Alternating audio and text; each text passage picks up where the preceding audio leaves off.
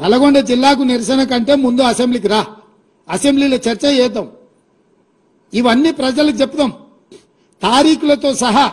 ఏ రోజు ఏ ప్రాజెక్టులు మొదలైనవి, ఏ ప్రాజెక్టులు పూర్తయినాయి, ఎవడు ద్రోహి, ఎవడు తెలంగాణను ముంచిండు, ఎవడు తెలంగాణ ప్రజల్ని వంచిండో 100% ప్రజలకు వివరిద్దాము. నేను మళ్ళీ సూటిగా చంద్రశేఖరరావుకు సవాల్ విసురుతున్నా.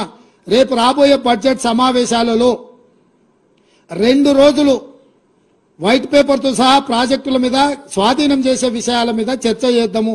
2 రోజులు సరిపోలేదంటే అదనంగా కూడా చర్చ పెడతాము. చర్చ పూర్తయ్యే వరకు నువ్వు అసెంబ్లీలో కూర్చోవాలి.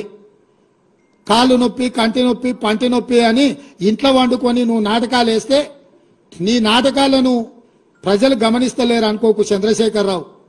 నీకు ఆడ నొప్పి లేస్తుందో మాకు తెలుసు. అధికారం పోయిన తర్వాత నీ నొప్పి ఆడలేస్తుందో తెలంగాణ ప్రజలకు తెలుసు.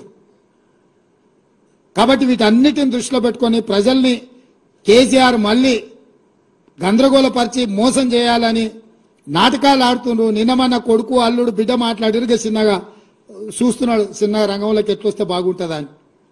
నువ్వు రావాలి, చర్చ చేయాలి, మేము సిద్ధంగా ఉన్నామని చెప్పి మీ ద్వారా చంద్రశేఖరరావుకు తెలియజేస్తున్నాం.